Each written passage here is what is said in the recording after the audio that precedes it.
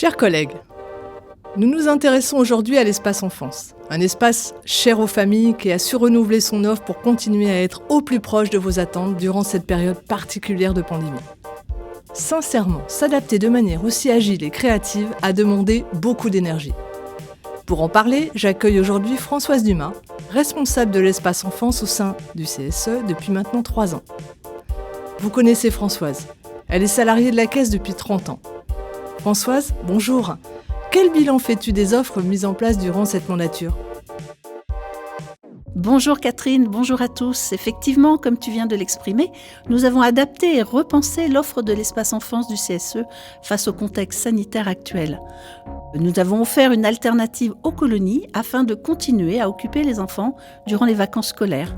Par exemple, la mise en place des semaines évasion. Ce sont des formules de 5 jours avec des activités différentes tous les jours et à la différence des colonies, les enfants rentrent chez eux le soir.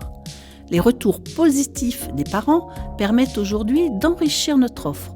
Ils apprécient tout particulièrement le retour au domicile des enfants le soir et également les facilités de règlement des activités. Je dirais qu'être à l'écoute pour le bien-être des familles est la devise de l'espace enfance. Je vous félicite, toi et ton équipe, pour votre agilité. Qu'en est-il du catalogue des colonies ? Quel bilan fais-tu ? Tout d'abord, il faut remettre les choses dans leur contexte. Au lendemain des dernières élections professionnelles, le bureau était en pleine transition numérique. Ma première mission a été de faciliter le passage du papier au numérique. Nous avons allégé notre offre catalogue et permis aux parents de contacter en toute liberté nos 20 prestataires pour trouver le séjour qui leur correspond.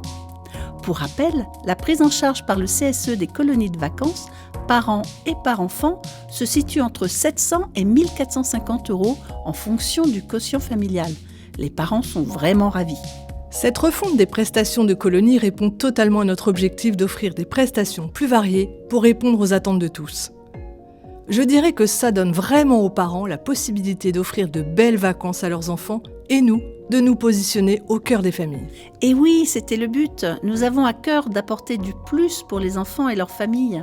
Personnellement, j'apprécie tout particulièrement l'aspect humain de mon activité. À l'espace enfance, nous sommes sans cesse à la recherche d'innovations, en quête de nouvelles offres ludiques. D'ailleurs, de nouvelles journées récréatives du mercredi viennent d'être programmées. Elles sont en ligne. Ces journées permettent de pratiquer une activité artistique, de s'ouvrir à la culture ou de renouer avec la nature.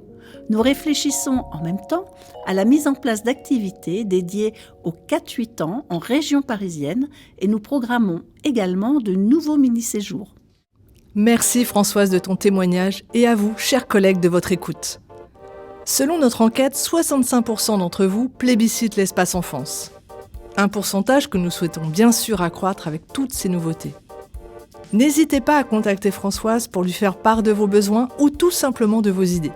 Comme je le dis souvent, votre feedback nous est précieux. Notre prochain podcast sera consacré à l'espace fête. À très vite sur notre onde.